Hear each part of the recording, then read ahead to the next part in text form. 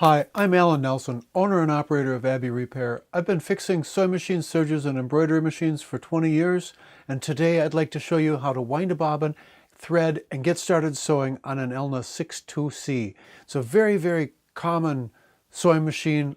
There's a lot of these still running. It was a very good machine. First thing I'm going to do is we're going to be using Gutermann thread today. I'm going to put the flat side down so it looks like the lettering is upside down. I want that flat, smooth surface in contact with this felt pad. Then I'm going to take the thread, I'm going to come around this front thread guide and I'm going to cross over. I'm going to take the thread and I'm going to push the thread through one of the holes in the bobbin. Now, when you look at a lot of these old Elnas, they had bobbins that have holes in one side and then they're smooth on the other side. You always want that smooth side to be down. If your bobbin has holes on both sides, it's not the right bobbin. You need to have this exact bobbin for a lot of these old Elnas.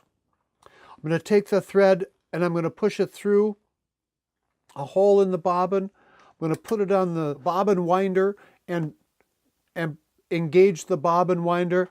I'm going to disengage the clutch. And now there isn't a tensioner on here for winding bobbins, so you have to supply that tension by just pinching the thread a little bit. You don't have to pinch it very much, but just pinch it a little bit. Gives you a really nice smooth wrap with your bobbin. Now in that amount of time too, I held this thread, the tag end, straight up above the bobbin. You see how twisted that got? I'm going to pull that tight. I'm going to trim that thread right at the bobbin, and that tag end disappears down inside the bobbin, so it's never going to affect our tension down inside the bobbin case.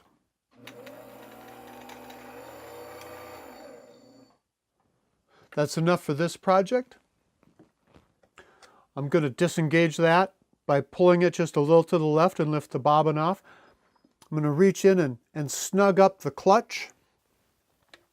I'm going to put this bobbin down in the bobbin case, and with this bobbin the thread actually comes up on the right side and it slips in a little groove in here, and then you push down with your finger and get it to snap in. There's a little fork down on the back side of your tensioner that thread has to snap into. Now to wind the upper part of the machine, like every machine, make sure your pressure foot lever is up. That opens your upper tension discs.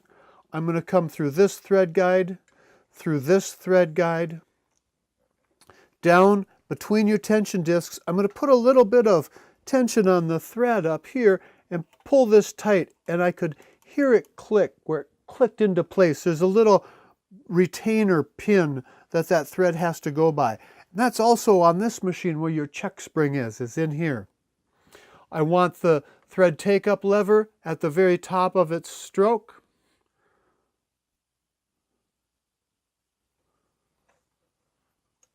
Through this thread guide, through this thread guide. I'm going to put the pressure foot down so I can see the needle real easily and thread that needle from front to back. Then as I pull it tight, I want to make sure that thread didn't get wrapped around that needle. I want the bobbin thread to come up through the needle plate, so I'm going to go down and then all the way to the top with my needle. That got it to do its little twist underneath there with the bobbin thread, and pulled the bobbin thread up through the needle plate, then both of these threads to the back, the upper thread through the hole or the slot rather in the pressure foot.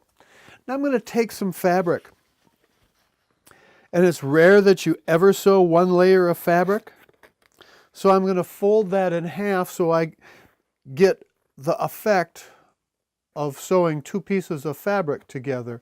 I want that underneath the pressure foot. Now the pressure foot lever's down. That engages my upper tension discs. I want to do the first two stitches by hand. And every time you want to do those first two stitches by hand and then be feeling, does everything feel really smooth? that felt really smooth. So the thread is where it's supposed to be, and it is not where it's not supposed to be. Now the machine should take care of me.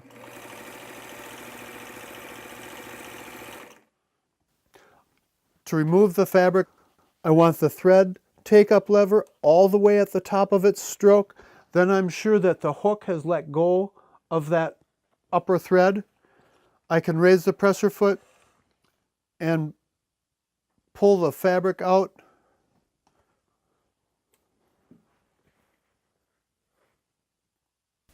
And that is how you get started with the Elna 62C. Where you end up with it is limited only by your own imagination. Thank you for watching. If you have any questions or comments, please feel free to contact us through the link below. Thank you. Hi, I'm Alan Nelson, owner and operator of Abbey Repair. For 20 years, I've been fixing sewing machines, sergers, and embroidery machines. Today, I'd like to show you how to wind bobbins and get started sewing with the Viking 190. What I'd like to do today is show you how to wind a bobbin, thread, and get started sewing on a Kenmore 158.19411.